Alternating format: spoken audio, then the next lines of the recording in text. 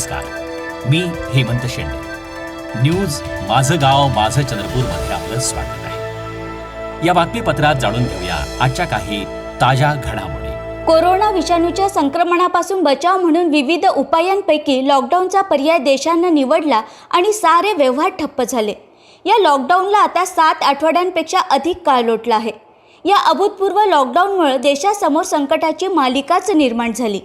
गावाच्या, शहराच्या, जिल्ह्याच्या सीमा सील झाल्या. त्यामुळे अर्थव्यवस्थेत महत्त्वाची भूमिका बजावणारं परिवहन पूर्णतः ठप्प झालं. विमानसेवा, रेल्वे, बसेस, खाजगी वाहनं सारंच बंद. एरवी हजारो गाड्यांनी ओसंडून वाहणाऱ्या रस्त्यांनी मोकळा श्वास घेतला असला तरी त्याचा सर्वाधिक फटका बसला तो ऑटो चालकांना. दिवसभर प्रवाशांची ने-आण करत त्यावर संसाराचा गाडा ते चालवत होते. पण अचानक कोरोनाचं महासंकट निर्माण झालं आणि कमवण्याचा मार्गच बंद झाला. परिस्थिती चिघळत गेल्याने लॉकडाऊनचा काळही वाढत गेला आणि ऑटो चालकांवर उपासमारीची पाळी आली. गेल्या काही दिवसांपासून काम पूर्णतः बंद असल्यानं 2 वेळच्या जेवणाचीही भ्रांत निर्माण झाली आहे. मुलं, बाळं, कुटुंब आज संकटात सापडले आहेत. त्यामुळे महाराष्ट्र ग्रामीण ऑटो संघटना बल्लारपूर शाखेनं या वैश्विक महामारीच्या संकटात ऑटो चालकांना महाराष्ट्र सरकारनं मदतीचा हात द्यावा अशी अपेक्षा व्यक्त केली आहे. सर्व ऑटो चालकांना मानधन म्हणून निश्चित रक्कम सरकारनं प्रदान करावी, तसेच राशन किराण्याची सोयही करावी अशी मागणी महाराष्ट्र ग्रामीण ऑटो संघटना बल्लारपूर शाखेनं प्रशासनाला केली आहे.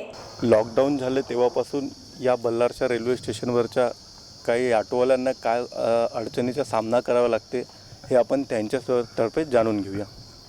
नमस्कार, मैं अब्बास भाई ऑटो वाला, ऑटो यूनियन अध्यक्ष. हम 21 मार्च को हमने आखिरी धंधा किया था. जो भी हमारा 2-4-500 हुआ था, हाथ पर लाके पान पर खाने वाले लोग, समस्त पूरे ऑटो वाले भाई. 22 तारीख से हमारा लॉकडाउन हुआ और कल 22 तारीख को हमारा 60 दिन पूरा हो रहा है. लेकिन आज तक हमारे तरफ कोई भी गवर्नमेंट का आदमी आकर ये पूछा नहीं आप लोग कैसे जी रहे हो, कैसे रह रहे हो, क्या खा रहे हो, क्या पी रहे हो. हमारे तक कोई पैकेज आया नहीं, ना ही किसी सरकार की कोई मदद आई है. हम ऑटो वाले भाई बड़े मुश्किल से एक आज कमाते कल खाते, इस तरीके की हमारी ज़िंदगी है. लेकिन होता ये है कि लॉकडाउन की वजह से हम कहीं निकल नहीं पा रहे और निकल नहीं पाने के अलावा हमारा धंधा है नहीं.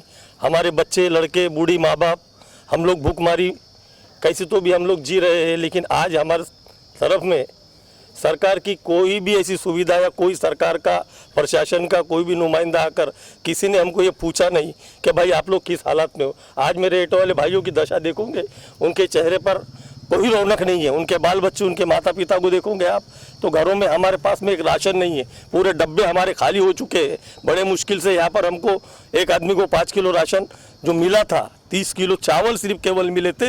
लेकिन चावल सिर्फ हमने उबाल कर पानी के साथ पीना या क्या पीना, हमारे पास में पैसा नहीं, कुछ नहीं.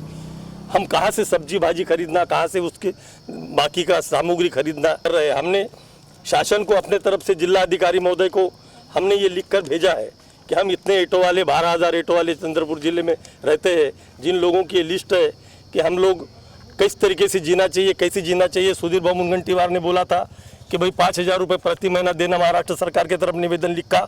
लेकिन वो भी सुविधा आज तक हमारे पास पहुंची नहीं है.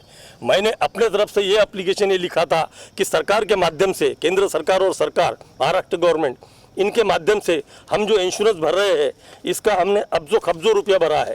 हमने ये आपको दिखाते हैं आपके चैनल के माध्यम से कि इसमें आंकड़े नहीं पुरते, इतना रुपया हमने भरा है. 2015 से हमने जो भरा है 24 अरब 300 करोड़ रुपया हमने यहाँ पर भरा है महाराष्ट्र गवर्नमेंट के प्राइवेट इंश्योरेंस कंपनियों को. पूरे ज़िले के अंदर में, पूरे महाराष्ट्र के अंदर में ये जो ट्रेन है या बसेस है, जो रफ्तार से बंद होने के पीरियड में जो रफ्तार थी धंधे की, जो रफ्तार थी गाड़ियाँ चलने की, वो रफ्तार अब रहने वाली नहीं है. हम लोग 2 साल के अंदर हम लोग ये जितने दिख रहे हैं इतने भी रहने वाले नहीं है. ऐसे ही घर में हम मर जाने वाले हैं, भूखे मर जाने वाले हैं.